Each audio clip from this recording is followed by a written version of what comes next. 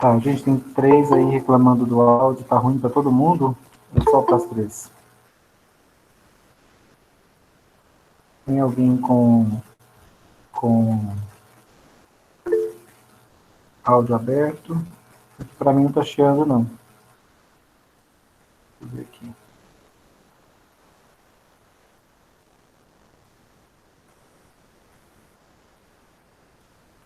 Não tem ninguém com áudio aberto e para mim tá bem silencioso. Vou tentar falar mais alto, ver se ajuda. Deixa eu ver se esse áudio aqui tá no máximo, tá?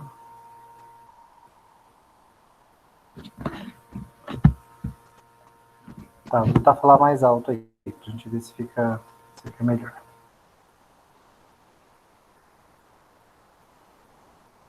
Qualquer coisa, abra um áudio aí, me perguntem, depois fecha o áudio para não ficar o ruído na sala. Na última aula, nós falamos sobre a chegada do alimento no estômago. E a gente disse que o alimento chega aqui em pedaços e neutro, né? Porque a saliva é uma solução neutra. Ao chegar no estômago, ele encontra um ambiente ácido, uma solução altamente ácida, que degrada esse alimento, ele se dissolve, vira uma pasta ou um alimento mais líquido, dependendo da quantidade de água ingerida, e ocorre uma digestão promovida pela pepsina. A gente viu que a pepsina é uma enzima que quebra proteína, ela parte proteínas grandes em pedaços. Alguém anotou aí quem é o principal alvo da pepsina?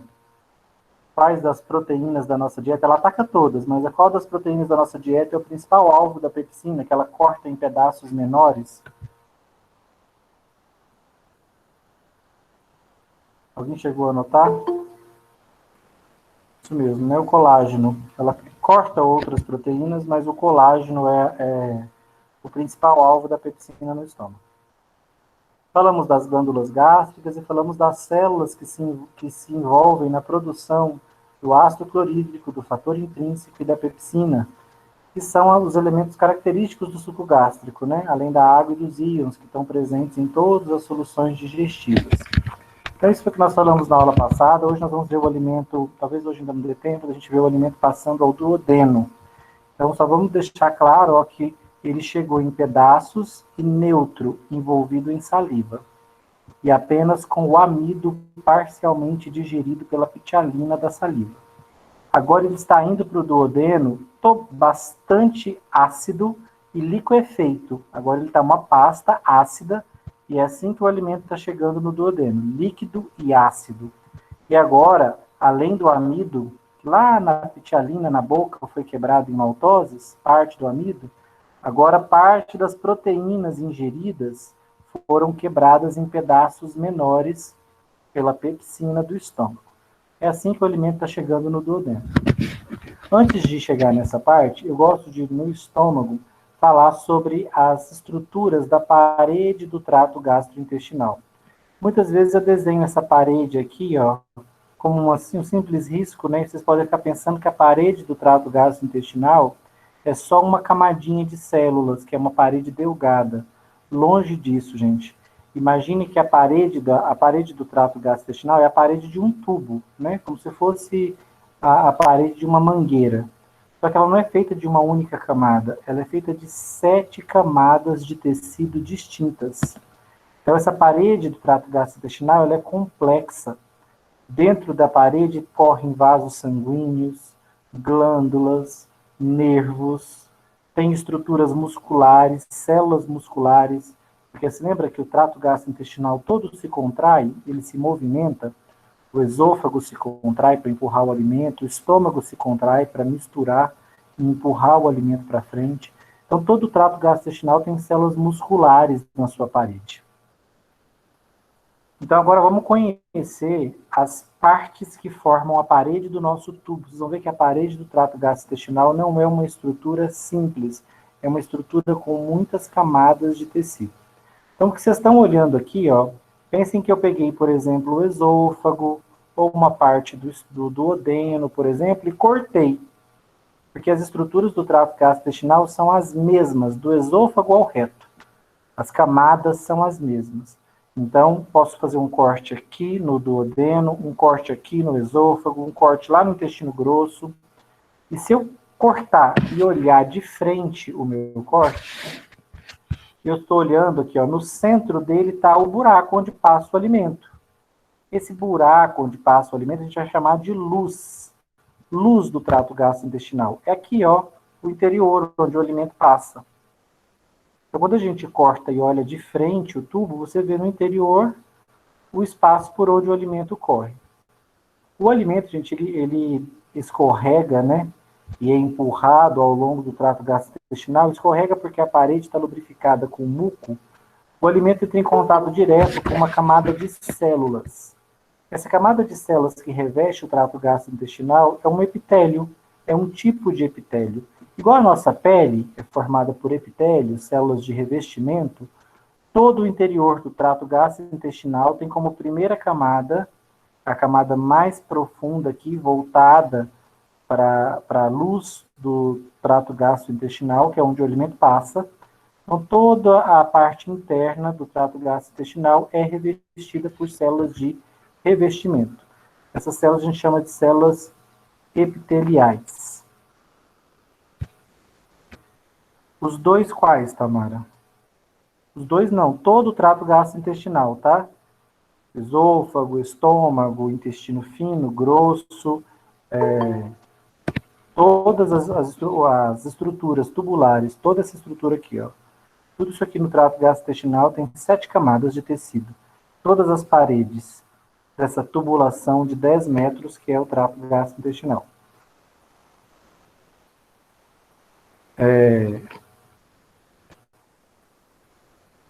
Então vamos lá, a primeira camada é o epitélio. A segunda camada, gente, que é essa camada bastante rica, que eu fiz um monte de desenhos nelas, é a camada que tem logo depois do epitélio. Então, o epitélio está revestindo o tubo. Aí eu tenho uma segunda camada, que é a mucosa.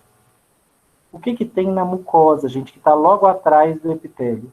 A mucosa é rica em vasos sanguíneos para nutrir as células epiteliais. Então, a mucosa tem vaso sanguíneo, que é vasos, para quem não entendeu no desenho. A mucosa é rica em glândulas. Quais glândulas? Glândulas que vão secretar dentro do tubo soluções digestivas, como o muco, como, por exemplo, a glândula gástrica ou a glândula pilórica, são glândulas que estão aqui, ó, na mucosa e na submucosa, que são espaços onde tem essas células glandulares que secretam as suas secreções digestivas aqui dentro do tubo. Então tem vaso, tem glândula e tem bastante células de defesa. Alguém pode me dizer por que em volta do trato gastrointestinal, depois do epitélio, eu tenho uma grande quantidade de células de defesa?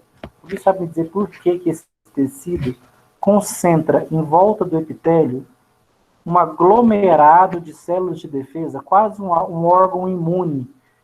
Tamanha quantidade de células de defesa aqui nessa primeira camada de tecido depois do epitélio. Alguém tem uma sugestão?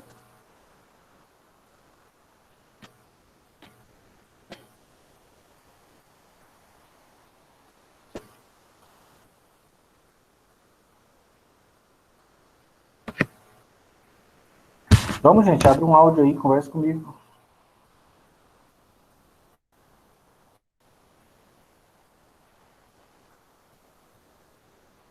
A gente precisa se lembrar sempre, gente, que esse ambiente aqui, ó, dentro do esôfago, está correndo o alimento que veio da minha boca. Minha boca é cheia de bactérias. O alimento que está vindo do ambiente externo pode estar cheio de bactérias, fungos, protistas.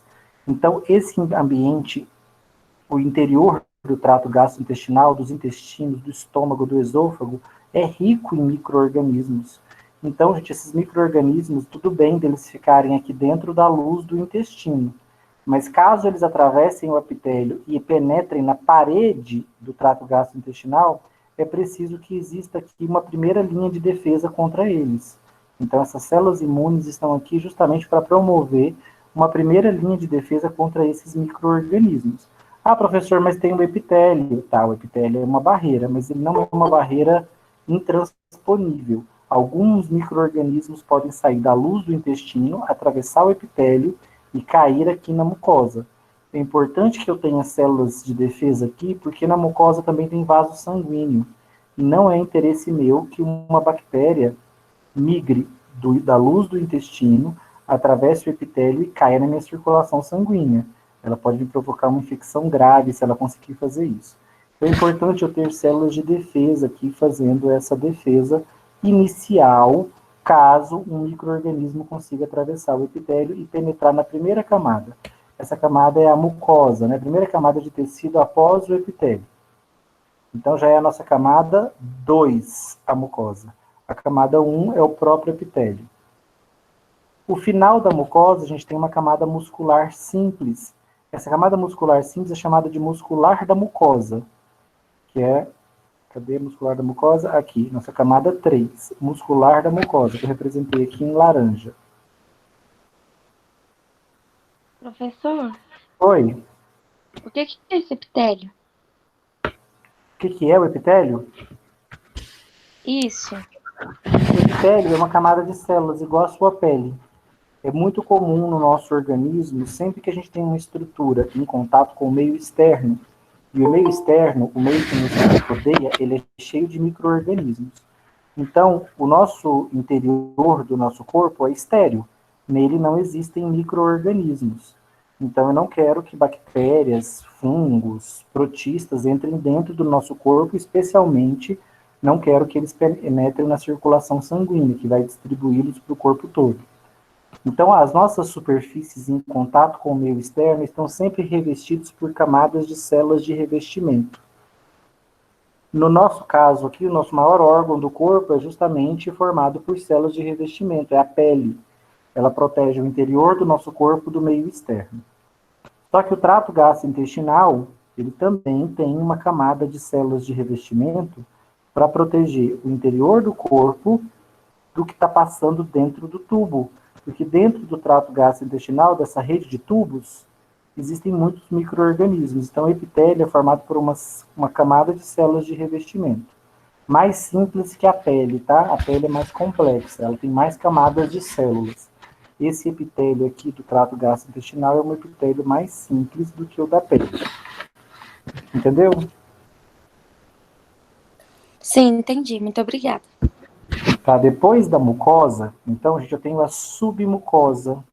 Submucosa, gente, é porque tanto a mucosa quanto a submucosa são tecidos conjuntivos, tecidos de revestimento, tecidos de preenchimento, é o termo correto, né?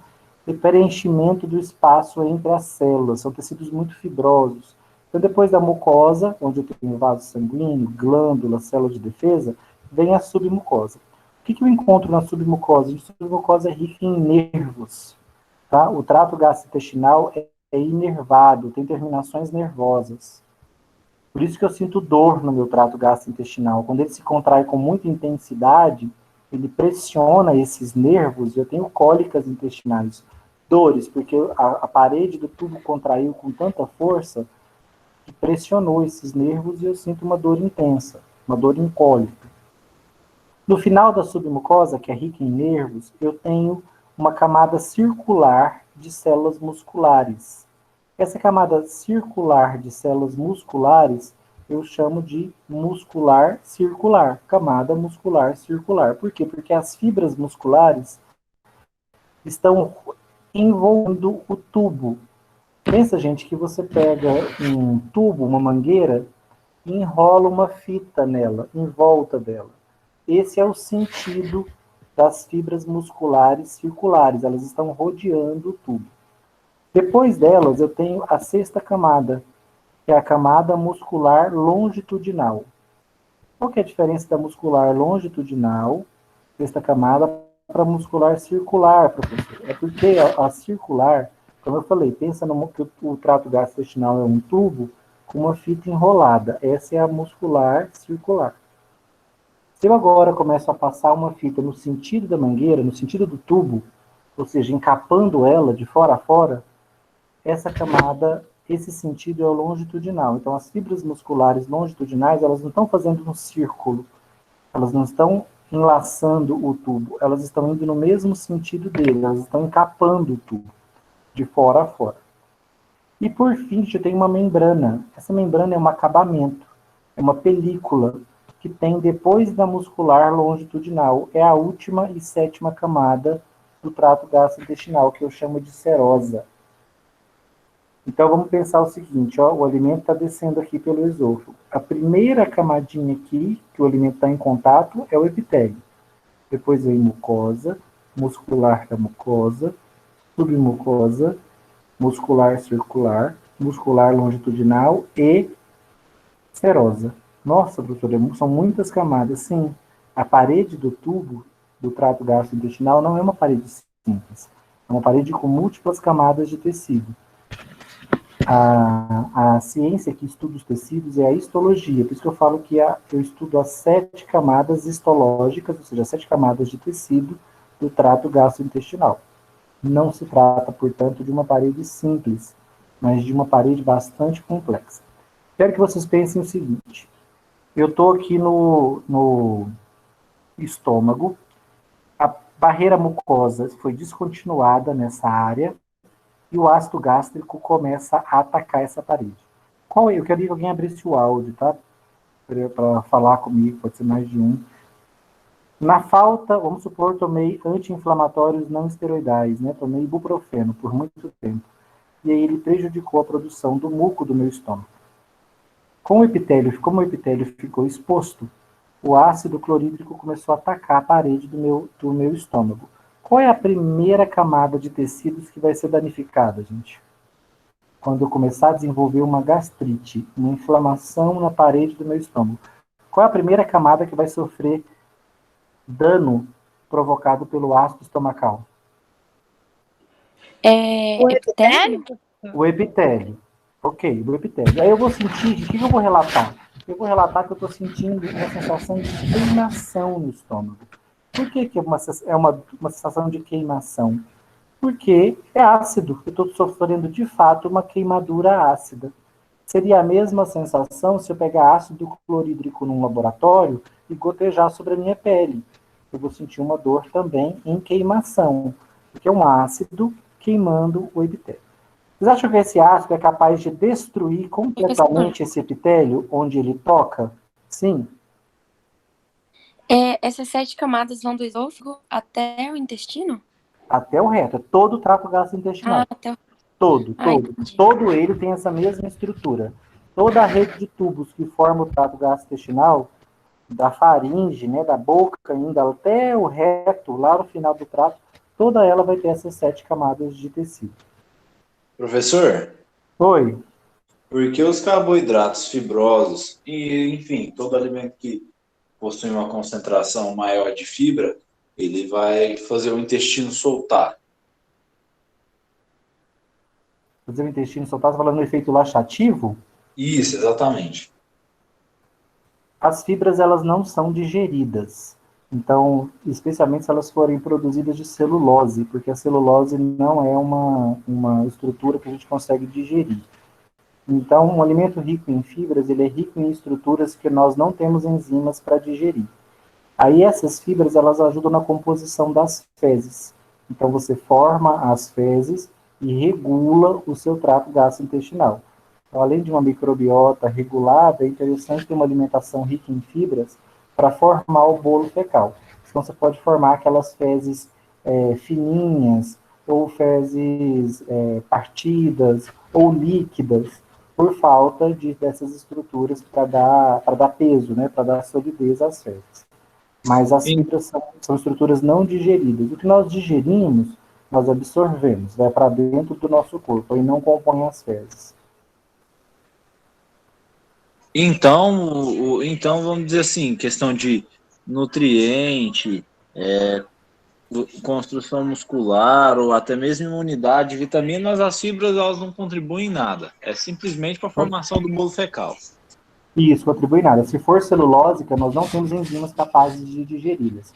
Agora, outras estruturas, que não são consideradas fibras, né, mas são grandes moléculas, como o amido, as proteínas, essas nós quebramos em unidades, em pedaços, né, as proteínas em aminoácidos e o amido em moléculas de glicose, e a gente absorve tudo. Nas fezes não é de uma pessoa, um indivíduo saudável, não deve encontrar nem aminoácidos e nem e nem glicose proveniente da dieta. Ela deve ser toda absorvida no intestino fino. O que fica são sobras que nós não fomos capazes de digerir. Fibras, na grande maioria delas, celulósicas. Entendi, então. Uma prova disso é a capinha do milho, que você ingere e acaba defecando ela no mesmo formato. Aquilo ali é uma fibra celulósica. Ela não é digerida. A gente digere o interior do milho. Aquilo ali é amido. Só que a capinha, né, a casca do milho, ela fica intacta, porque é celulósica. As únicas que vão sair, vão ser defecadas, danificadas, a gente danificou na mastigação. Foi fisicamente, porque quimicamente não temos enzimas para digerir. Entendi, professor. Muito obrigado. Tá, João? Hoje vocês estão participando, hein? Tá bem melhor. Glória. Professor, deixa eu fazer uma Oi. pergunta que uma vez me disseram e eu não sei se é verdade ou não. Me falaram que nós temos que comer de 3 em 3 horas porque no estômago é tipo derramado um líquido ácido para tipo, ajudar a digerir, sabe? A derreter a comida. E que quando não tem a comida, a gente, por exemplo, levanta cedo e fica até a hora do almoço sem comer nada. Nosso estômago começa a doer porque esse líquido é derramado e não tem comida. Mais ou menos isso, é verdade? Tá, vamos só corrigir alguns termos. Esse líquido que você está se referindo, ácido, é o suco gástrico. Não sei se você assistiu a aula passada, o suco gástrico ele é produzido pela glândula pilórica e pela glândula oxíntica, numa cascata que eu expliquei na semana passada. E ele é sim um líquido muito ácido. Nós produzimos suco gástrico entre uma refeição e outra, produzimos, mas em níveis basais, muito pouco. Nada suficiente para danificar as estruturas do estômago, não. O grande estimulante para a produção do suco gástrico, alguém se lembra, a gente da aula passada, o que eu disse que é o grande motor para iniciar a É a produção do mastigação. a mastigação já estimula, porque o estômago espera receber o alimento, mas é também uma estimulação basal. O que vai fazer de fato o estômago produzir grande volume de suco gástrico? O que vai estimular a célula G, que começa a cascata, que vai levar à produção do ácido e da pepsina? Quem se lembra? Agora você apertou, viu? O peso do alimento no estômago. Lembra que o estômago é uma bolsa? Quando você se alimenta ali, 100 gramas, 200 gramas, 500, 1 quilo de alimento, chega no estômago, ele pesa e dilata as paredes do estômago. Essa dilatação faz a célula G produzir gastrina, pepsina e ácido clorídrico. Então, a acidificação do suco gástrico e a produção de pepsina são desencadeadas especialmente e mais intensamente pela chegada do alimento do estômago. Por isso que você ouviu falar que eu acordei de manhã, não comi, fui só comer na hora do almoço. O seu estômago se inundou de ácido de manhã? Claro que não. Ele não fez uma produção massiva de suco gástrico, você não comeu nada. Né? O nosso estômago ele não produz suco gástrico em horas corretas, não, independente de você ter comido ou não.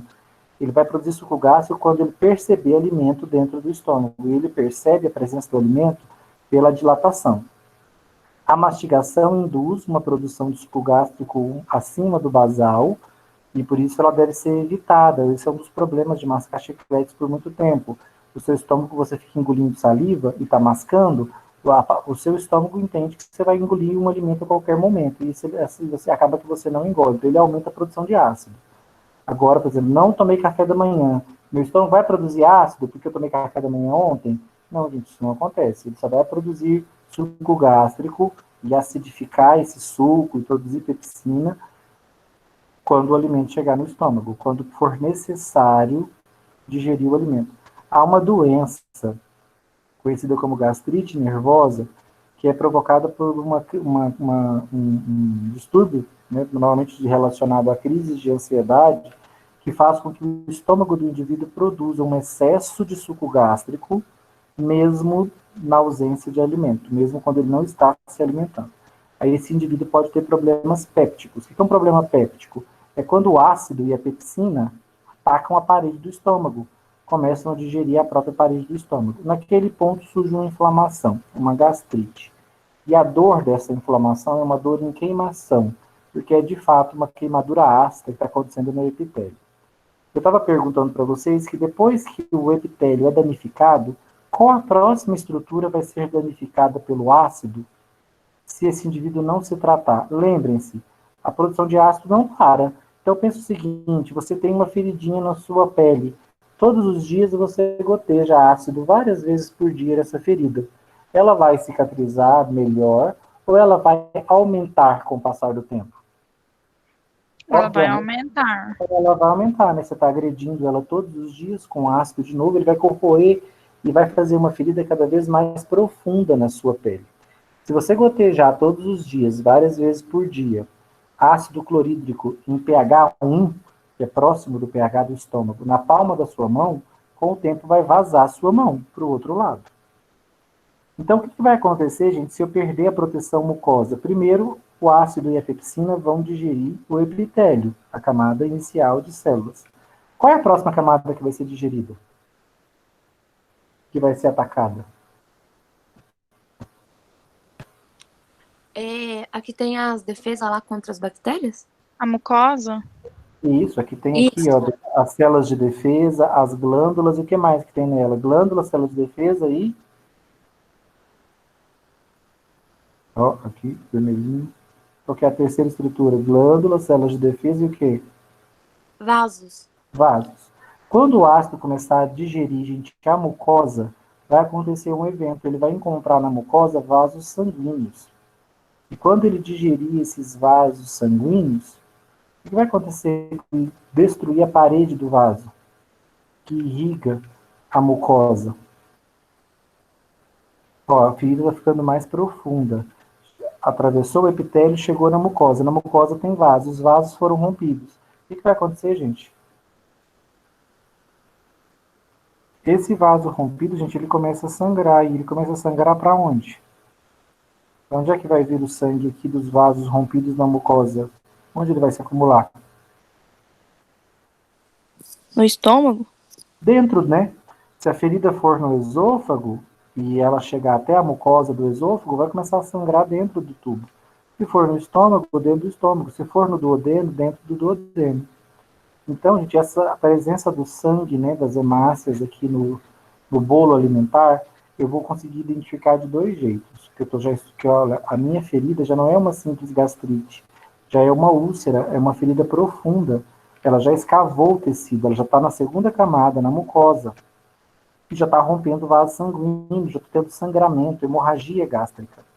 Se essa pessoa vomitar, ele vai ver manchas pretas no vômito.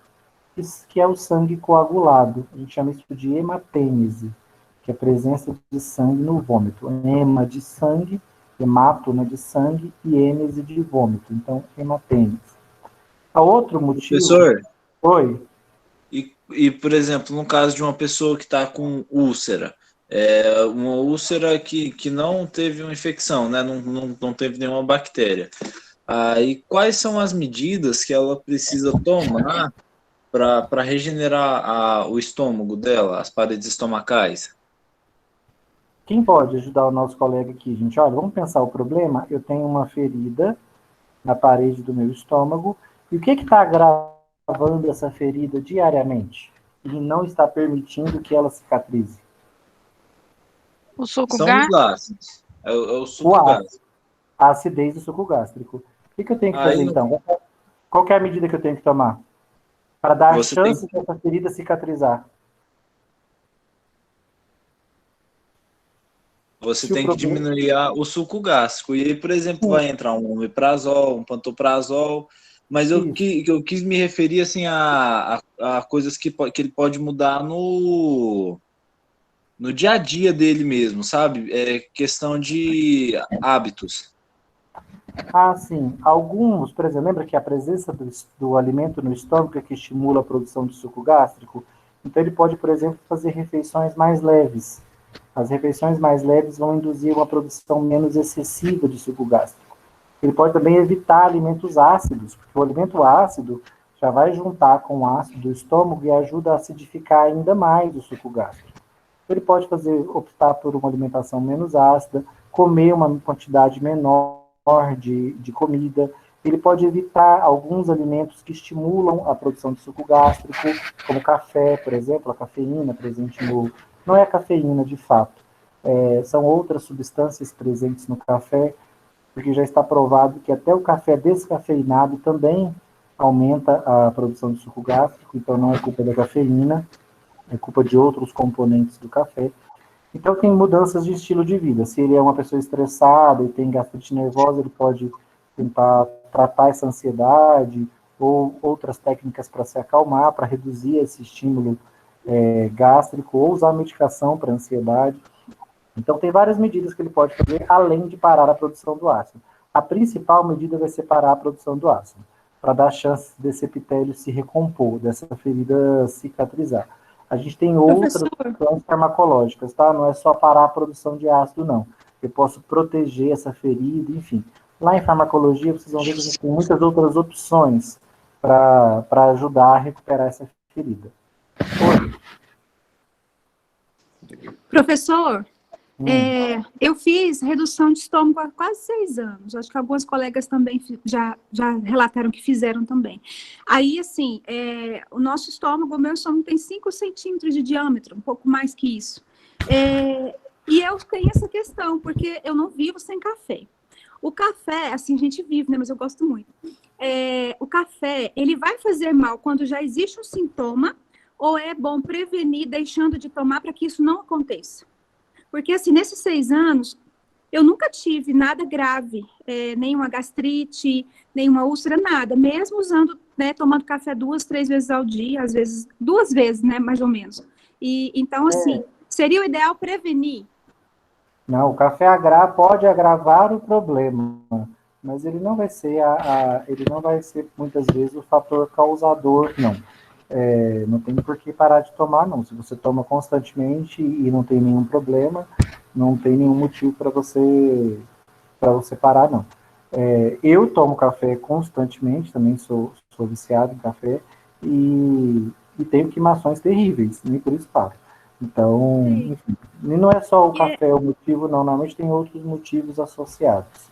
É interessante que, assim, foi um sucesso, a cirurgia não teve intercorrência, nesses 3 anos eu tive vômito só 2 vezes, mas a água é a única coisa que dói quando eu bebo.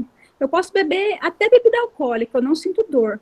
E a água dói. Então, todo mundo em casa ri de mim, diz que é coisa da minha cabeça, que não é verdade, que não tem lógica. Mas, realmente, quando eu bebo a água, ela bate na parede do estômago, dói, eu sinto essa dor. O senhor acha que isso poderia acontecer por quê? Outros alimentos, outros tipos de líquido não causam esse impacto. É um impacto no estômago mesmo, é estranho. E a água tem esse problema. Aí, o que acontece? Eu condicionei a minha mente a evitar a água. E isso está gerando outros problemas renais. Porque, assim, sempre que eu vou beber a água, eu já fico com medo dessa dor que vai vir. É uma dor que dura, assim, 1 minuto. Aí passa, aí para. Mas água gelada?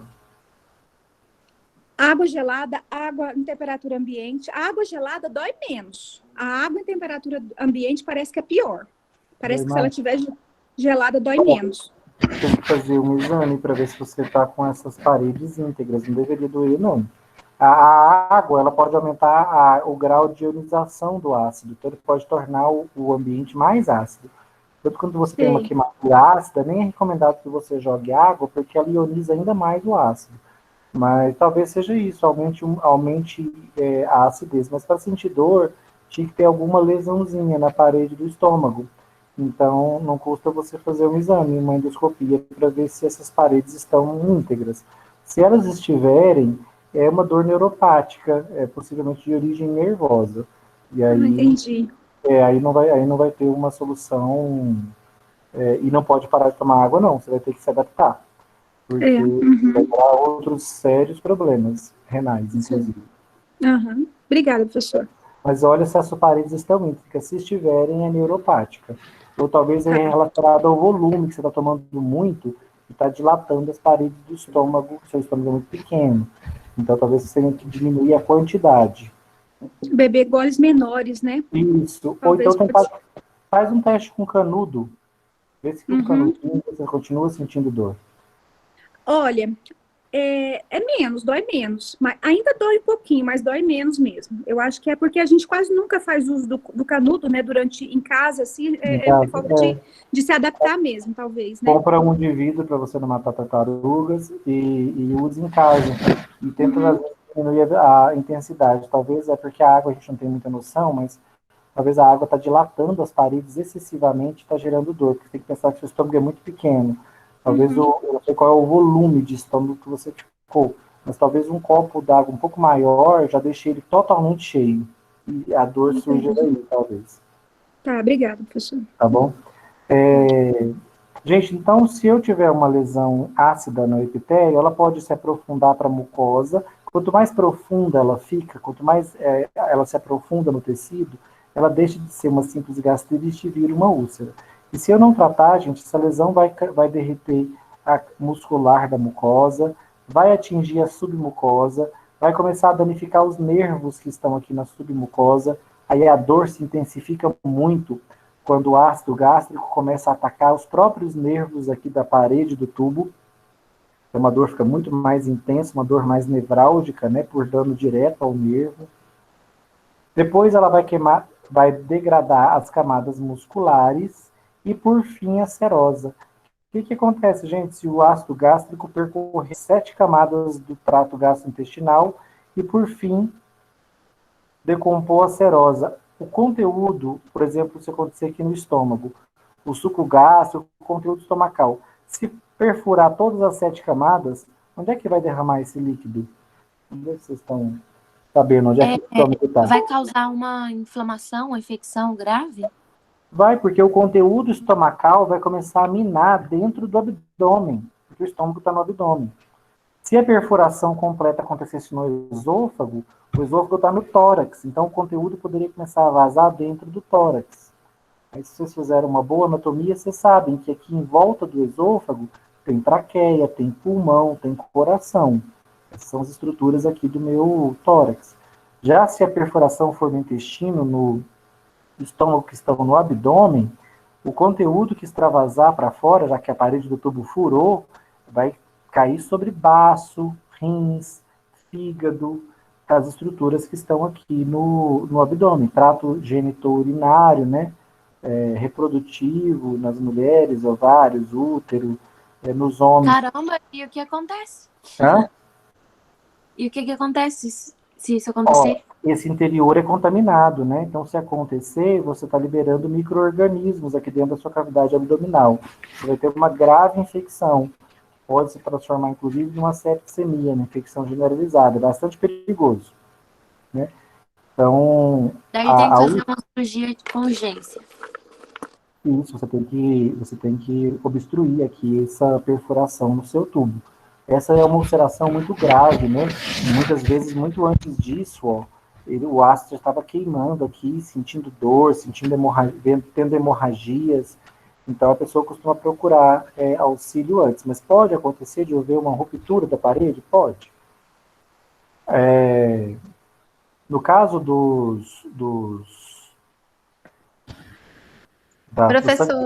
sangramento gástrico, só para eu explicar que eu falei do sangramento no vômito, né, esqueci de falar nas fezes, tá, gente? A presença de sangue nas fezes, isso é uma questão de utilidade pública para vocês, inclusive pode até salvar uma vida. Saber que a presença de sangue no trato gastrointestinal, se você vomitar, você vai ver as manchas, né, os grumos pretos, que é o sangue coagulado. Mas caso você não tenha nenhum episódio de êmese, de vômito, você vai perceber que as suas fezes não saem mais marrons, elas ficam completamente pretas. Essas fezes pretas a gente chama de melena. Melena são fezes escuras, pretas, provocadas por sangramento. Onde está esse sangramento? Não sei. Pode ser uma úlcera na parede do meu estômago? Pode. Pode ser na parede do meu duodeno? Pode. Pode ser na parede do meu esôfago? Pode. A gente viu na aula passada que o ácido gástrico pode refluir e danificar a parede do esôfago e também pode danificar o duodeno, que é quem recebe o bolo alimentar ácido vindo do estômago. Então, essas estruturas podem sangrar em virtude de uma ulceração provocada pelo ácido. Até aí, menos mal, tá? Se as minhas fezes pretas forem provocadas por conta de uma úlcera péptica. ou seja, ácido Professor, péptico é provocada pelo ácido e pela pepsina. Agora, o problema é quando esse sangramento, gente, pode ser um câncer. Então, a presença de sangue nas fezes precisa ser investigada. Fezes pretas demandam que a gente faça 2 exames. Vou falar deles depois que você perguntar. Pode perguntar. Professor, já no caso da gastrite nervosa, acontece a mesma coisa ou é diferente? Mesma coisa, ácido demais no estômago, a barreira mucosa não aguenta. Lembra que o estômago tem um muco alcalino, né, para neutralizar o ácido. Mas se eu produzo em excesso, a parede, o muco não suporta, começa a atacar a parede. E eu vou sentindo a dor em queimação, depois eu posso ter feridas mais profundas, hemorragias gástricas, e aí o quadro vai se complicando. Eu tenho que ficar atento, porque esse dano à parede do meu trato gastrointestinal pode chegar num extremo de perfurar a própria parede do tubo. Eu estava falando... Professor, Sim. deixa eu te fazer uma pergunta. Peraí, faz uma ordem aí. Deixa eu, Eli. Isso, vai. Professor, eu queria saber por que se forma pólipos no intestino? O pólipo é fruto de uma mutação na célula que começou a se multiplicar. Então, ela se multiplica e ela forma um tumor, né? Um pólipo, que é um grumo, um aglomerado de células. Ela fez isso porque ela tem uma mutação. Ele pode ser um pólipo benigno, mas também pode ser maligno, pode ser uma neoplasia maligna, e aí bastante perigosa. Quem quer dar outra, quer perguntar? E outra pergunta. Deixa só mais uma. Eu percebi que eu já tive, como é que fala? Infecção intestinal. E quando eu como maionese, acontece toda vez. Por quê? Não, infecção intestinal só se ela estiver contaminada com micro-organismo. A maionese em si não provoca infecção, não. Tá? Sério? Se ela for uma maionese sem nenhuma contaminação, não vai provocar, não. Você pode ter alguma intolerância a algum componente da maionese e te faz mal. Mas talvez é uma intolerância específica a algum componente da maionese. E aí te provoca problemas digestivos em você.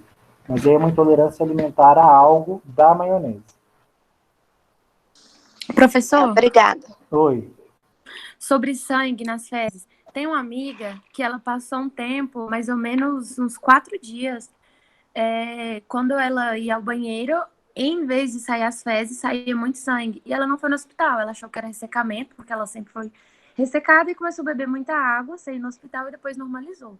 Será que poderia ser isso? Olha, não, a presença de sangramento no intestino, no estômago, como eu falei, esse sangue vai ser digerido e ele vai gerar fezes escuras, pretas.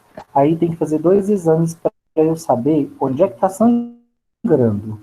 Um de cima para baixo, outro de baixo para cima. Então eu vou fazer uma endoscopia digestiva, que eu vou descer com uma câmera filmando o meu esôfago, o meu estômago e até o meu duodeno, para ver se a ferida que está sangrando está aqui.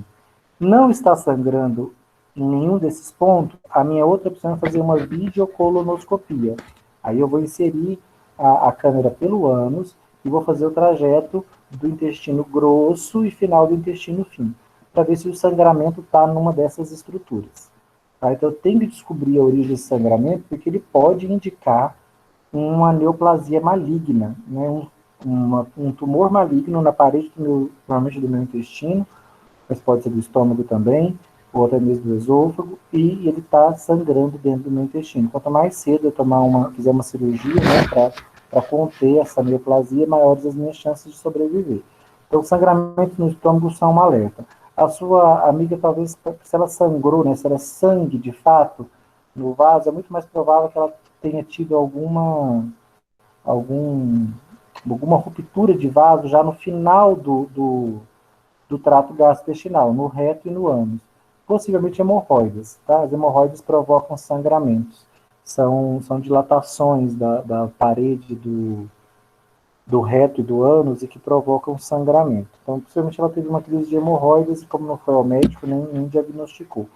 A que eu estou pensando agora é o único motivo de sangrar mesmo no lugar de fezes, é porque ela não estava defecando, ela estava tendo uma hemorragia. Normalmente hemorroides provocam. Depois você pesquisa sobre hemorroidas, que você vai ver algumas imagens, você vai entender que os vasos sanguíneos do reto acabam se rompendo e a pessoa tem sangramento. Então, Sim, entendi. Então atenção, poderia ser uma série de coisas, né? poderia Mas então ser, tá bom, obrigada. poderia ser possivelmente hemorroides. Eu não consigo ver outro motivo para ter um sangramento direto. Professor, Foi. por exemplo, se caso houver um derramamento do conteúdo gástrico, para salvar a vida dessa pessoa, seria uma cirurgia de laparotomia exploradora? Olha, não conheço esse termo. Eu sei que o procedimento. Eu sei, essa laparotomia exploradora, eu não sei se seria exatamente isso. Eu sei que é feita uma cirurgia, é feita lavagem, inclusive, das vísceras que foram afetadas.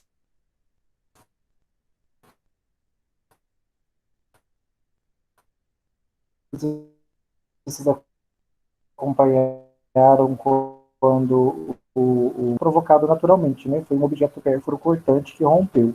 Então, quando rompe, minha grande preocupação é o intestino do estômago e todos os micro-organismos que tem aqui dentro saem e podem contaminar os outros órgãos do abdômen. Essa pessoa vai tomar fortes antibióticos para tentar impedir que uma infecção aconteça. Mas é uma cirurgia delicada, o paciente fica em UTI até interna, uma infecção generalizada. Professor, e o soluço? Como ocorre? O soluço é uma contração, é um reflexo, é uma contração da parte alta da nossa faringe, né, da nossa laringe, e ela fica se contraindo involuntariamente, gerando essa sensação que é o soluço. Então, é uma contração, e essa musculatura a gente não consegue controlar porque é musculatura lisa.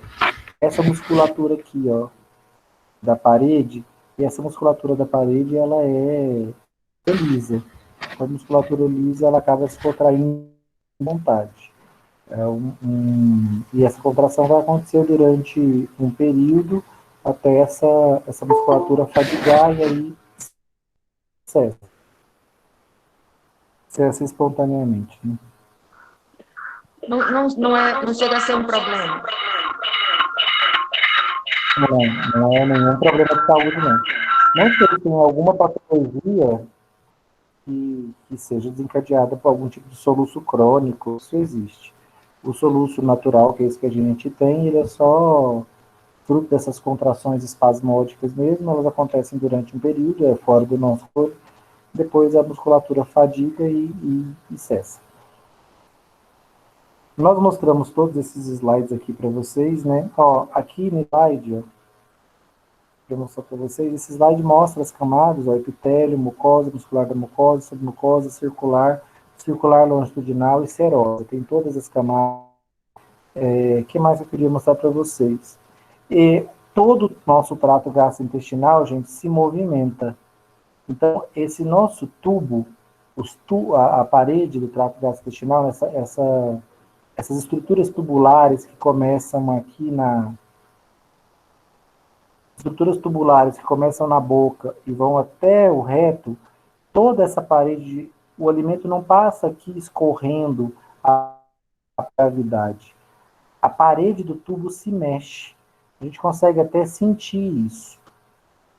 Nós acabamos de ver, ó, que esse tubo chamadas musculares, uma circular e outra mais externa, longitudinal. Essas camadas musculares dão ao gastrointestinal, aos nossos tubos, esôfago, estômago, intestinos, a capacidade de se contrair e relaxar. Então, é como se fosse uma mangueira que espreme, que aperta e relaxa. Então, é uma tubulação que se movimenta. Ela se movimenta graças a essas contrações. Eu tenho o alimento aqui nesse ponto. Antes do ponto, ó, ocorre uma contração, e essa contração ela percorre uma certa extensão do tubo e acaba empurrando para frente o alimento. Então, o conteúdo que estava aqui, ó, quando as paredes do tubo se contraem, ele é empurrado para frente.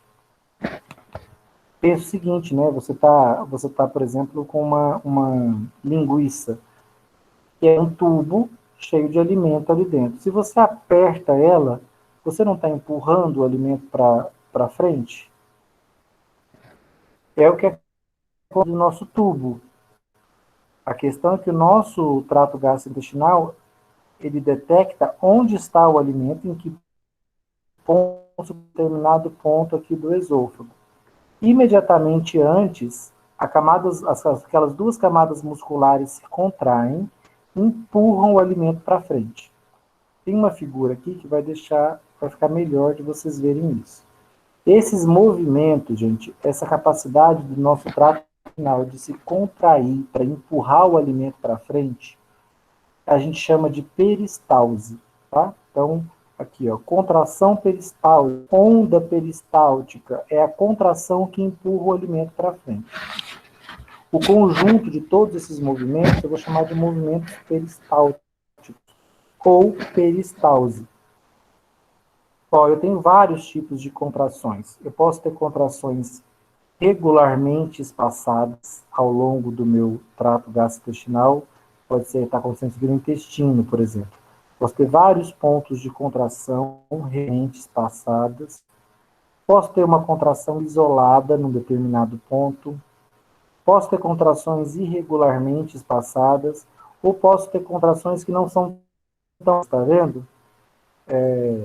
Pouco espaçadas regularmente porque não são tão intensas. Essa é a figura que eu mais gosto para mostrar o autismo. Tem o seguinte, o bolo alimentar está aqui. Gente, no exemplo que eu dei para vocês da linguiça, que é um tubo cheio de alimento, se você aperta ela num determinado ponto, o alimento que estava ali naquele ponto em que você apertou, ele vai para frente ou ele vai para frente e para trás? Ele reflui para os dois lados. Depende, se apertar no meio, acho que vai pra frente e pra trás. Agora, Isso, se começar você no apertar no finalzinho e meio, grudar em cima, isso, agora se você apertar pra antes frente. de onde está o alimento, ele vai só num sentido. Concorda comigo? Se você apertar no meio, vai carne para frente, vai carne para trás. Agora, se você aperta desde o começo e só num sentido, numa direção, você vai conseguir empurrar essa carne até o final e aí você vai enchendo. O nosso trato gastrointestinal, gente, a peristalse, os movimentos peristálticos, eles acontecem em sentido unidirecional. Boca, ânus. Então, as contrações serão no sentido de empurrar o alimento para frente, sempre no sentido boca, ânus. Apenas no vômito, que é algo que a gente vai estudar na patologia, que é a nossa próxima disciplina, apenas no vômito é que esse movimento se inverte. Aí o alimento é empurrado do estômago em direção à boca ou do intestino em direção à boca. Numa pessoa saudável, e na fisiologia a gente estuda o indivíduo saudável, o alimento flui sempre em sentido unidirecional, da boca em direção ao ânus. Por que isso acontece? Os nervos que tem na parede do nosso trato gastrointestinal, a gente acabou de ver que tem nervos, né, na parede do trato. Os nervos da parede do trato detectam onde está o alimento. E imediatamente antes ocorre a formação de um anel contrátil. Contrai aqui primeiro, tá vendo que fecha, depois empurrar o alimento para frente. Com isso, o alimento não tem chance de refluir, ele não volta no sentido oposto. Ele vai sempre para frente, porque sempre antes do bolo alimentar, forma-se um anel contrátil. Esse anel fecha a passagem para que o alimento seja empurrado no frente. Aí a onda peristáltica acontece e o bolo alimentar é movido para frente. Para esse bolo alimentar aqui continuar indo para frente, mais uma vez vai formar um anel contrátil antes. Qual que é a ideia desse anel contrátil? Quando a contração acontecer, ele não vai permitir que o bolo... Pensa que esse bolo alimentar aqui está bem no nosso esôfago, aqui, ó, no alto. Se a contração acontecesse aqui bem no meio, gente, ó, pensa que o alimento está na nossa faringe, chegando no esôfago, tá no final da nossa garganta.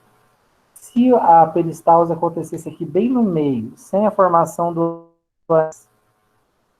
E aí partisse o bolo alimentar no meio, o que aconteceria se esse bolo alimentar estivesse ainda na nossa garganta, na faringe? Escreve o que aconteceria se o anel se formasse aqui, ó, no meio do bolo alimentar. E ele está na nossa garganta, na faringe. A gente ia vomitar um pouco e E o outro pouco? o restante a gente ia soltar. Não, ó, se está na sua garganta, gente, você contraísse no meio, parte do bolo alimentar seria empurrada em direção ao seu esôfago, que é a próxima estrutura do trato gastrointestinal, e parte do alimento ia refluir para onde? O que tem antes da faringe? A boca, né, gente? Voltaria para a boca. Então, Isso, a boca, daí a gente iria vomitar. Isso, iria voltar para a boca. Então, você poderia ou cuspir fora ou engolir o alimento novamente. Você regurgitaria, né? Ele voltaria para a boca. Então, não. Isso não faria sentido. Por isso que o nosso trato gastrointestinal, ele forma um anel contrátil, pensa que a parede do seu tubo no esôfago, na faringe, no estômago, no intestino, ele forma para fechar. E aí, para garantir que quando a contração acontecer, o bolo vai ser empurrado apenas num sentido, para frente em direção ao ânus.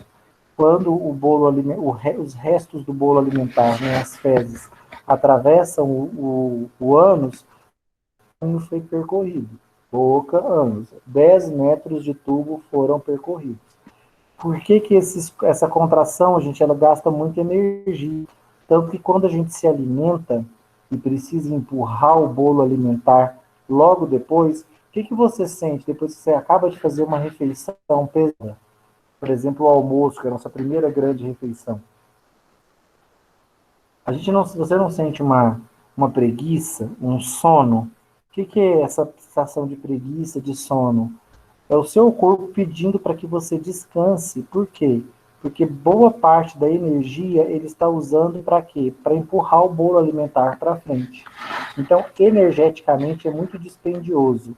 Tanto que a gente, inclusive, sente uma sonolência, justamente para que o nosso fluxo sanguíneo, a nossa energia se concentre no trato gastrointestinal, para empurrar essa massa alimentante. Inclusive, nem é adequado que a gente faça física nesse momento, porque daí o sangue que precisaria estar no nosso trato gastrointestinal para ajudar na digestão, no exercício, ele é deslocado para os músculos. E aí a gente tem dificuldades digestivas, a gente passa mal, porque a nossa digestão fica prejudicada, porque ela precisa de sangue, precisa de nutrientes, precisa de energia para empurrar esse alimento para frente. Se você vai fazer atividade física com o estômago cheio, essa energia acaba sendo deslocada para os seus músculos, esse sangue vai para os seus músculos, manter a atividade física. E aí a sua digestão fica prejudicada, muito provavelmente você vai se sentir mal. Então, esse é um movimento de peristalse, de propulsão, porque eu estou empurrando o alimento para frente, propulsionando o alimento para frente. Existe um outro tipo de peristalse, a propulsão, chamado peristalse de mistura. O estômago é o melhor local para a gente pensar na peristalse de mistura. Repare que eu formei vários anéis contráteis, ó, 1, 2, 3. Olha as setinhas, elas estão mostrando que o alimento está indo para frente, também está indo para onde? Ó, toda essa porção do trato gastrointestinal está cheia de alimento. Qual o sentido, gente, de eu fazer vários anéis contráteis e ficar empurrando o alimento para dentro e para trás? Como acontece no estômago, por exemplo. O objetivo aqui é mistura. Eu estou querendo misturar o alimento com o quê, gente, dentro do trato intestinal? Você está pensando, professor, misturar, eu já misturei eles na minha boca. Quando eu mastiguei, já engoli tudo misturado. Por que eu tenho peristalse de mistura? Por que eu tenho esses vários anéis contráteis empurrando o alimento um contra o outro e misturando ele? Eu estou querendo misturar ele com o quê? Dentro do estômago, por exemplo. Com o suco gástrico? Com as secreções digestivas. Então, no estômago será com o suco gástrico. Eu também vou ter peristalse de mistura, para misturar o alimento com o suco pancreático e com a bile, que são as soluções lá no intestino fino. E no grosso, eu também vou ter propulsão de mistura para poder misturar as fezes e conseguir grudar uma na outra, um bolo fecal no outro, até formar as fezes propriamente ditas. Porque as fezes são formadas por vários pequenos bolos fecais grudados uns nos outros. E eles são grudados por essas contrações. As contrações, como eu disse, são energeticamente dispendiosas, gastam energia. Se forem muito intensas, podem até provocar dor. Né? Quem nunca teve uma cólica inguinal, então sabe que uma contração muito intensa pode provocar dor. Então essa dor precisa é um sinal de uma contração muito vigorosa das paredes do tubo. E ela existe porque os nervos, lembra que tem nervos na parede do tubo? Esses nervos acabam sendo pressionados durante contrações muito intensas. E isso provoca dor. Então vamos lá, gente, como é que se chamam os redes do trato gastrointestinal, que acontecem ao longo de todo o trato gastrointestinal? Como é que se chamam esses movimentos?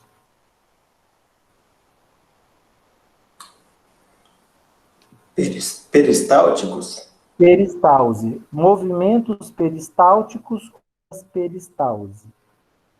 Quais são os dois tipos de peristalse que existem?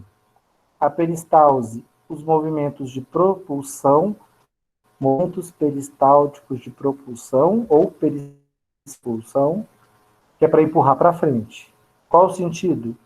Sempre unidirecional, boca, ânus. O outro tipo, existe a peristalse de mistura, ou movimentos peristálticos de mistura. Qual é o objetivo desses movimentos? Misturar o alimento às soluções digestivas. A boca é a única que não precisa de peristalse para misturar o alimento com a solução digestiva, porque a boca tem um órgão misturador. O órgão misturador do alimento na boca é a língua.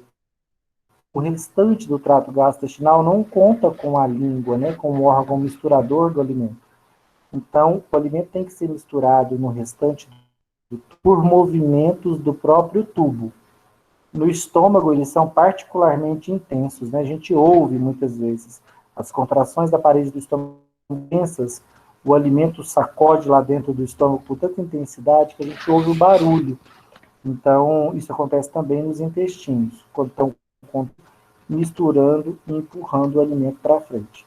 A peristalse de propulsão é muito importante, né? Graças a ela que o alimento atravessa o trato gastrointestinal. Se ela não existisse, o bolo alimentar pararia em algum ponto. E a peristalse de mistura é importante para misturar o alimento com as soluções digestivas. Oi, pode falar. Por que Pode acontece perguntar. torção no intestino? Muitas vezes pela própria peristalse. Está vendo que o intestino é uma tubulação viva que se movimenta, que se e ela está toda enrolada, porque nós temos aí em torno de, se todo o trato gastrointestinal tem 10 metros, desses 10, 8 metros, 9 metros são intestinos. Eles estão enrolados aqui dentro do nosso abdômen e se mexendo. Concorda que ele pode dar uma torção? E aí essa torção pode, inclusive, bloquear a passagem do suco gástrico e muitas vezes até demandar ação cirúrgica. E tem essas contração muscular também? Contração muscular, o quê? A peristalse? É que acontece no estômago, acontece no intestino? Peristalse acontece em todo o trato gastrointestinal. O faringe aqui na garganta esôfago, estômago, intestinos e reto. Todo o trato gastrointestinal se contrai. Tá? Esses movimentos tá. acontecem Não, então tá bom. Por quê? Qual que é a ideia desses movimentos? Acabei de falar, eles empurram o alimento e misturam o alimento. Eu quero empurrar o alimento onde? Uai, desde a minha garganta, eu preciso empurrar ele até o ânus. Então, ele tem que passar por todo o trato gastrointestinal. Por isso, a peristalse, tanto de propulsão quanto de mistura, acontece ao longo de todo o tubo, até o alimento ser expelido para fora do nosso corpo durante a defecação. A Ok. Tá bom? O nome dos dois movimentos, algumas coisas. Oi? Professor, o nome dos dois movimentos é propulsão e mistura? Isso, tá aqui nesses slides, ó. Propulsão, que são os movimentos peristálticos, e mistura, que são os movimentos peristálticos, que ajudam a misturar o alimento às secreções digestivas, como o suco gástrico, como a bile, como o suco pancreático. Só não vou precisar de movimento peristáltico misturar o alimento na boca, porque a boca tem a língua. A língua faz esse papel. Ok, obrigada. Nada, só mostrar para vocês aqui, ó. Lembra que eu falei que na camada submucosa era rica em nervos? O trato gastrointestinal, gente, tem uma estrutura interessante de nervos que controlam as contrações. A rede de nervos que controla as contrações do trato gastrointestinal a gente chama de plexo mioentérico ou Auerbach. Nem precisa se preocupar com esse nome aqui, não. Esse Auerbach é só uma homenagem a quem descobriu. Eu prefiro o termo plexo mioentérico, porque ele é mais didático. Ó. Por quê? É a rede de nervos do intestino, entérico significa intestinos, e mio, músculos.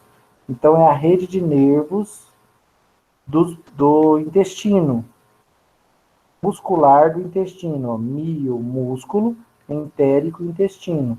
Então, são os músculos, a camada muscular do intestino.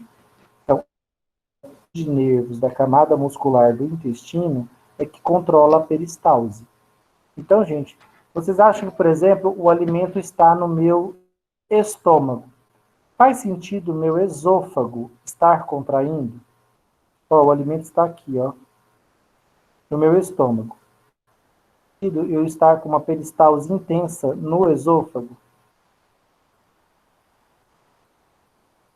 Vocês acham que sim ou não? Não. Onde a minha peristalse tem que estar intensa, gente? Eu acho que não. Intestino. É sempre onde o alimento está. A peristalse são contrações para empurrar o alimento para frente. Então, quando é que a peristalse está intensa no esôfago? Quando eu estou engolindo, quando o alimento está descendo. Depois que o alimento chega no estômago, o esôfago para de descontrair. A peristalse cessa. Para que eu vou ficar gastando energia contraindo as paredes do meu estômago, do meu esôfago? Não tem alimento aqui dentro. Só se contrai quando o alimento está passando. Assim é o meu estômago, ele não fica se contraindo quando não tem alimento. Quando para o intestino, no intestino fino, que é longo, que tem mais de 5, 6 metros, ele não vai ficar contraindo inteiro. Ele vai, quando o alimento estiver empurrando esse alimento para frente. Vai passar por todo o intestino fino, está todo dobrado aqui dentro do abdômen, até cair no grosso. O grosso também não vai se contrair inteiro. À medida que as fezes vão se formando aqui dentro, ele vai contraindo, empurrando elas.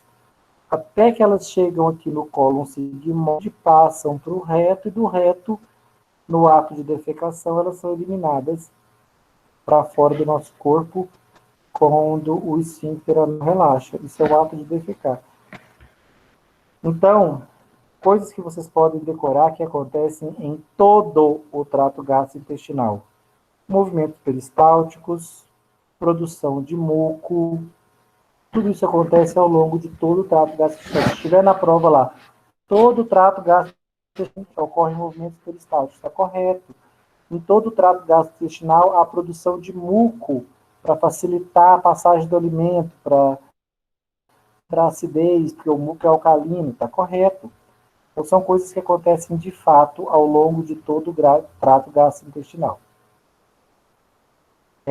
A estrutura nervosa do próprio intestino que controla a peristalse se chama plexo mioentérico. Aí ele controla os movimentos peristalses do esôfago até o ânus. São fibras nervosas espalhadas que controlam a musculatura, tanto a musculatura circular quanto a longitudinal. Lembra que eu tenho musculatura circular e tenho longitudinal. Ambas são controladas pelos nervos do plexo mioentérico. Eu adoro essa figura aqui, porque ela mostra muito bem as camadas histológicas. Olha que figura fantástica, gente. Aqui é o interior do tubo, onde o alimento passa. Acompanha comigo. Logo em seguida, tem o epitélio, a camada de células que está em contato com o alimento. Depois vem a mucosa rica em glândulas, em vasos. Depois, essa aqui é a camada muscular, é a muscular da mucosa. Terceira camada. Em branco, ele mostrou a submucosa. A submucosa está cheia de nervos aqui marcados em amarelo, e os vasos sanguíneos entram na submucosa em direção à mucosa. Depois da submucosa, eu tenho a camada muscular circular e depois uma camada muscular longitudinal. E, por fim, a serosa, a membrana que reveste o tubo, o acabamento do tubo. Essa figura, como ela foi fracionando, né, as camadas, ela mostra claramente as sépticas. Eu quero que vocês reparem agora na rede de nervos.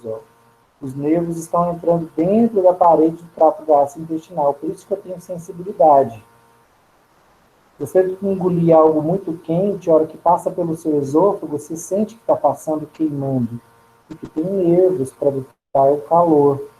Quando você engole um gole muito grande, de exemplo, ou de comida, ele desce forçando as paredes do tubo. E aí a parede do tubo se dilata e você sente dor. Você engoliu um gole muito grande. E aí ele passou dilatando as paredes do tubo excessivamente. Os nervos detectam isso como uma sensação de dor. Gente, a rede de nervos que inerva o nosso canal é uma rede própria. E ela é tão vasta que ela ganha o nome de sistema nervoso entérico, que mesmo é de intestino. Fala, como assim, professor? O trato gastrointestinal tem um sistema nervoso próprio? Tem, gente. São cerca de 100 milhões de neurônios que estão inervando a parede do nosso tubo, da faringe até o reto. Essa rede de 100 de neurônios é tão grande, chamar inclusive de segundo cérebro.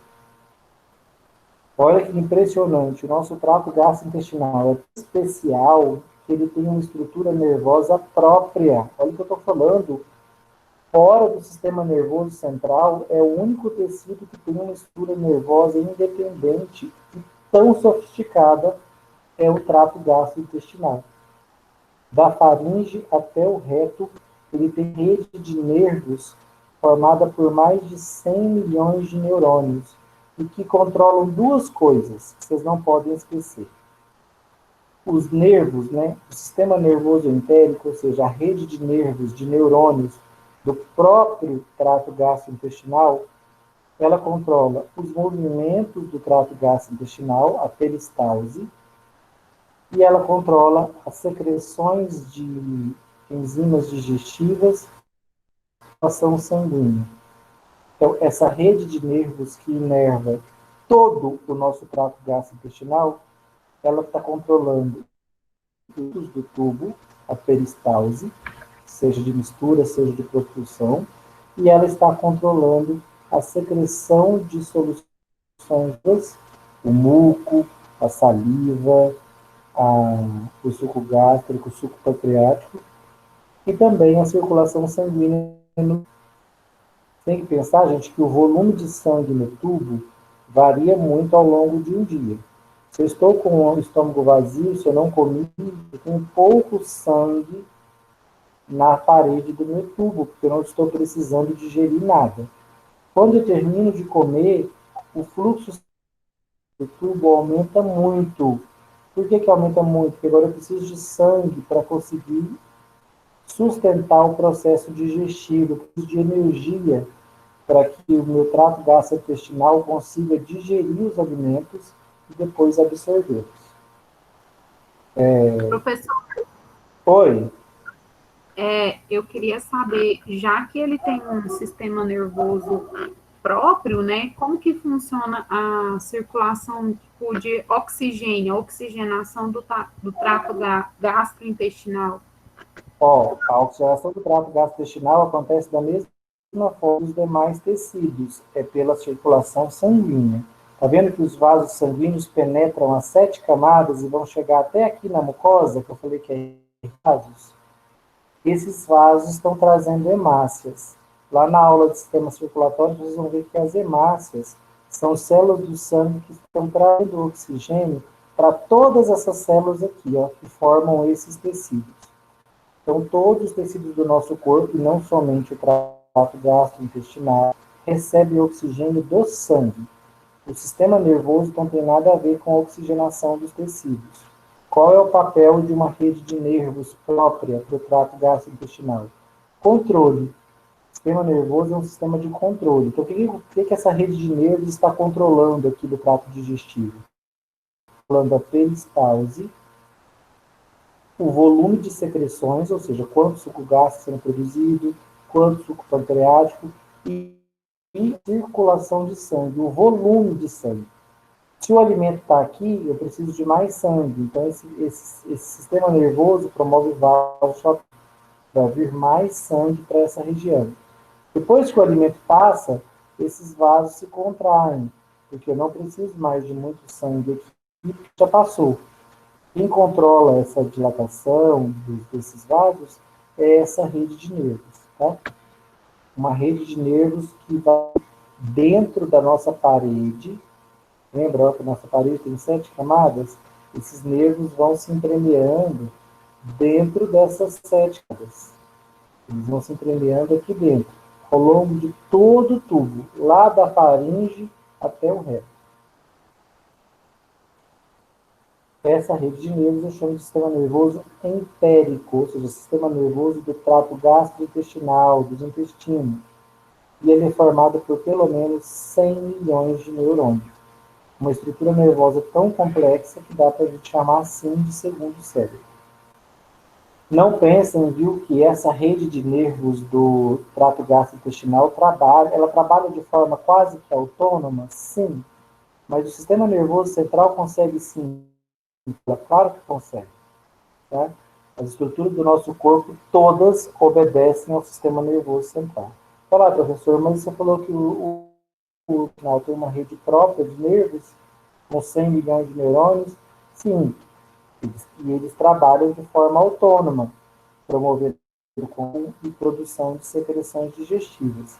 Mas se o sistema nervoso central quiser travar o sistema nervoso entérico, ele consegue? Se ele quiser ativar o sistema nervoso entérico, ele consegue? Consegue. Tá? Então, apesar de ser um sistema nervoso entérico, né, essa rede de nervos do trato gastrointestinal, ela está subjugada ao sistema nervoso central. Tá? Esse mostra isso. Ó. O sistema nervoso autônomo e sua relação com o sistema nervoso entérico. Ou seja, lá no sistema nervoso a gente vai voltar nisso. Eu não quero que vocês pensem porque o meu trato gasto agora, o sistema nervoso mais para frente.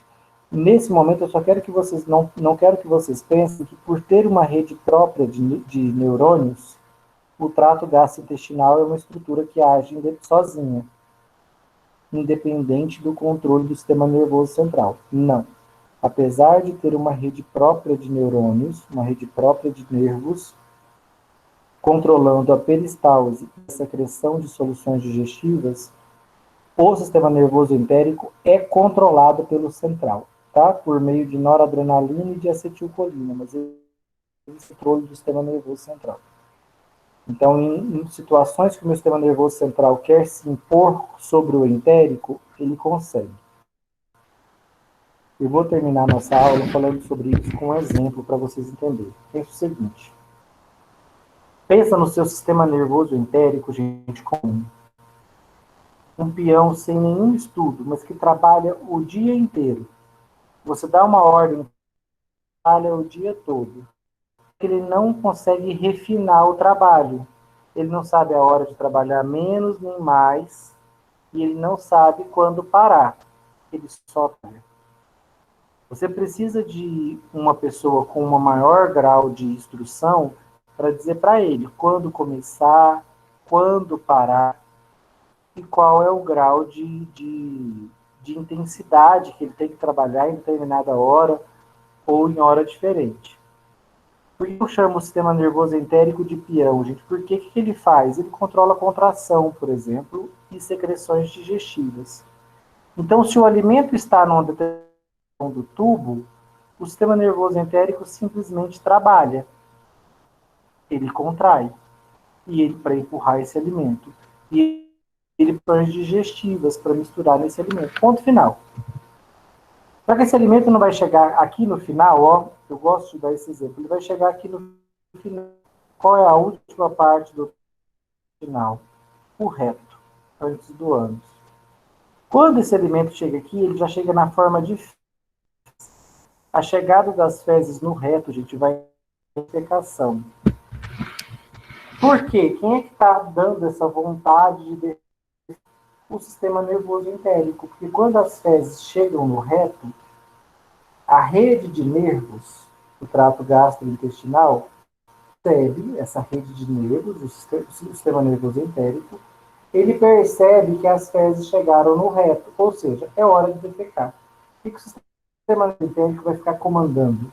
Contrai, contrai, contrai. Qual a ideia de... Por que está provocando contração no intestino grosso? Porque as fezes chegam no reto, ele está querendo promover defecação, ele quer que essas fezes vão embora.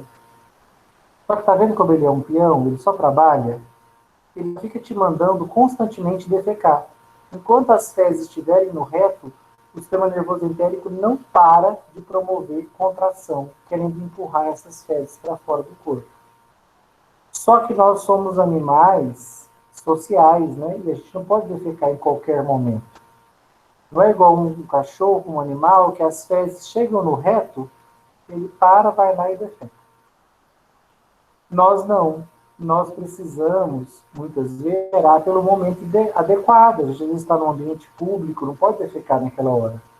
Nesses momentos, gente, quem é que se impõe sobre o sistema nervoso entérico? Quem é que fala para ele, filho, dá uma segurada, para essas contrações, porque não é o momento adequado de defecar.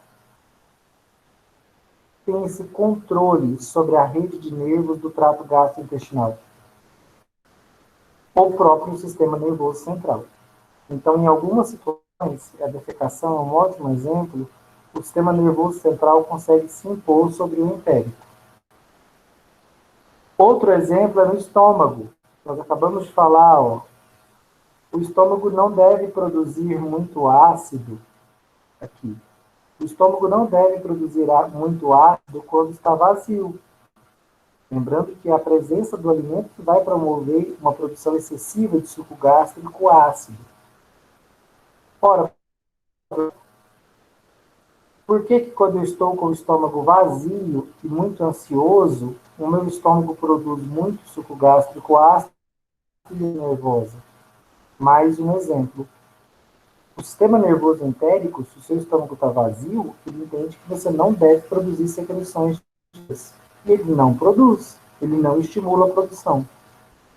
Se a produção começa, não é o sistema nervoso entérico que está controlando, é o nervoso central que está obrigando o entérico a produzir suco gástrico, a comandar a produção de suco gástrico, mesmo com o estômago vazio. Tá? Então, eu quero deixar bem claro para vocês que sim, o nosso trato gastrointestinal tem essa estrutura nervosa própria, especial, o sistema nervoso entérico. Mas ele, em diversas situações, trabalha sozinho, empurrando o alimento para frente e produzindo secreções digestivas. Essa é a função dele. Só que, muitas vezes, empurrar o alimento para frente é inadequado, como, por exemplo, defecar fora do momento adequado. Nesses casos, o sistema nervoso central se impõe sobre o entérico e faz ele parar de trabalhar temporariamente. Secreção digestiva, devo produzir só quando tem alimento no tubo. Por exemplo, se o meu estômago está vazio, o sistema nervoso entérico não produz secreções digestivas. Ele não permite. No distúrbio nervoso central, como a ansiedade, o sistema nervoso central pode se impor sobre o entérico e forçar ele a produzir secretivas, mesmo com o tubo vazio, mesmo com o estômago vazio, com o esôfago vazio, com o intestino vazio. Então, é controlado pelo sistema nervoso central. E ele é dividido em duas partes, né? Mioentérico, que controla a peristalse, sistema nervoso entérico submucoso, que controla as secreções digestivas e a ação de sangue no tubo. Vou deixar um tempinho aí, dúvidas, o tempinho que eu deixei foi 1 minuto. Mas mentira, pode passar de 1 minuto. Quais são as dúvidas até o momento? Nenhuma. Quem não tiver dúvida está liberado, pode pôr o nome aqui e o curso e dormir.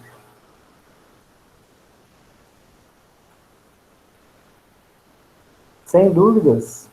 71 pessoas sem dúvidas? Não é.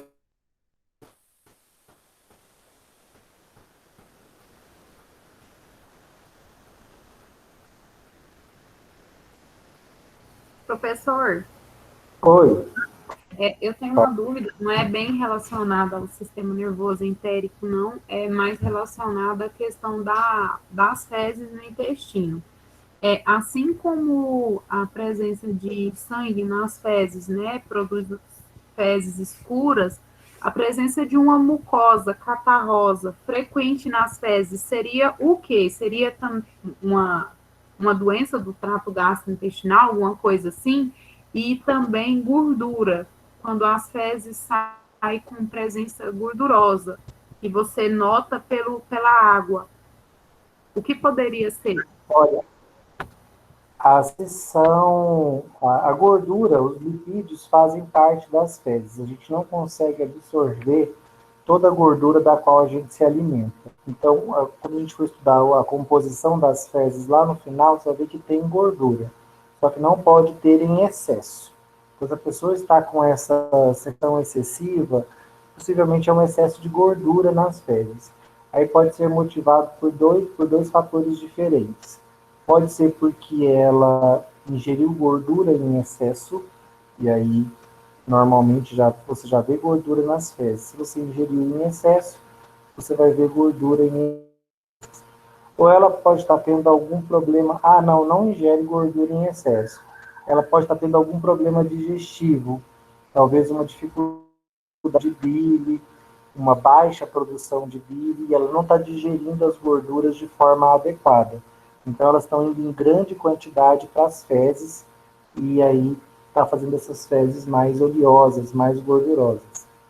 Um terceiro motivo, ela está tomando Orlistat, que prejudica a absorção de gorduras. A gente tem outras resinas que dificultam a absorção de gorduras, às vezes tomadas para impedir a absorção de colesterol ou de açúcares, como a glicose.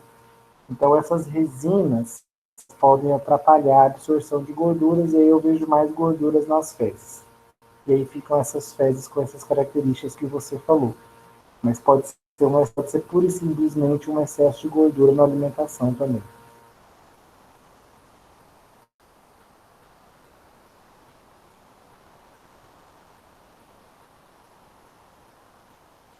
Mais nada?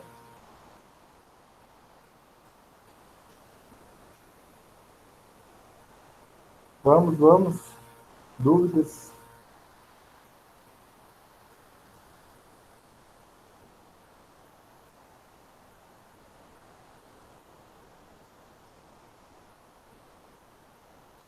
Tchau, gente. Tchau, Flávio.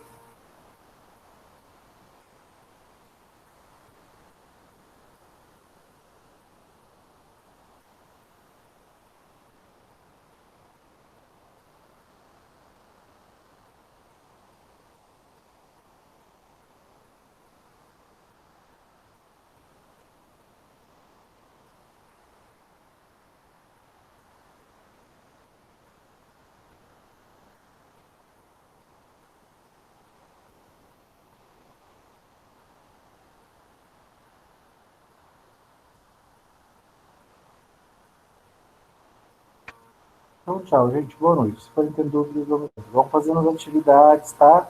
Respondendo o estudo dirigido, já dá para responder várias perguntas lá. Estamos na nossa. Professor, uma Não dúvida, tem aula sexta-feira, não tem? Oi, pode perguntar. uma dúvida sobre algumas atividades, igual aquelas dos aminoácidos essenciais e não essenciais. Já é para responder? Já, manda ver. Quero que vocês pelo menos tentem. Essa atividade, ela deixa algumas pessoas de cabelo em pé, mas não é nenhum bicho de 7 cabeças, não. Tem que descobrir quem são. Aqui, ó, tem praticamente todos os aminoácidos que existem, fazem parte da molécula de beta-caseína. Quero que você separe de cá quem é aminoácido essencial, quem é aminoácido não essencial. E aí você vai contar um por um. No final, você vai saber se ela tem mais essenciais ou mais não essenciais. Ainda tem que fazer uma continha sobre BCAA. A primeira coisa é separar o que é essencial de não essencial e contar, mão à massa aqui.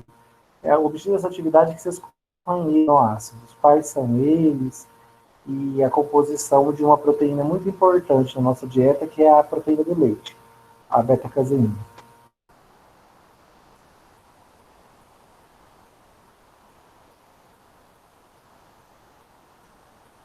A de triglicerídeos 1 e 2 é para a gente fazer também ou ainda não? Todas, pode fazer todas. Nós já estamos na aula 2, inclusive as da aula 2 podem ser feitas também. Se você for lá na aula 2, você vê que você consegue fazer já as atividades. Ó. Ah, tá. As atividades da aula 2 é para você primeiro mostrar a reação catalisada pela pitialina. Então, tem que mostrar aqui amido, pH neutro, pitialina e maltose, que é o que a pitialina faz. Ela converte amido em maltose. Tem um slide mostrando isso. A outra reação que eu quero que você mostre é a pepsina. O que a pepsina faz? Põe aqui a setinha, pepsina, pH ácido, ela pega proteínas grandes e transforma de cerca de 50 aminoácidos. Você pode pôr um colágeno aqui, uma proteína imensa, transformado em pedaços de colágeno com 50 aminoácidos cada. Então, as reações já conseguem fazer. Inclusive, aqui no slide tem uma, ó.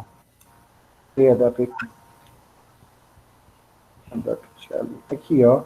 Aqui, a resposta da primeira. Amido, quebrado pela pitialina em pH neutro, maltose.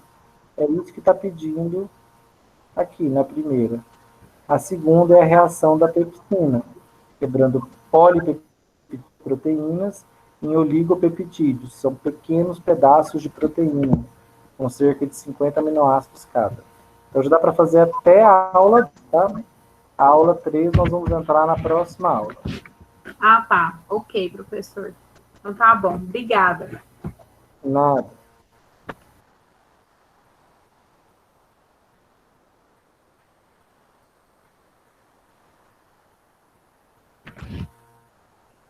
Gente, então, até mais.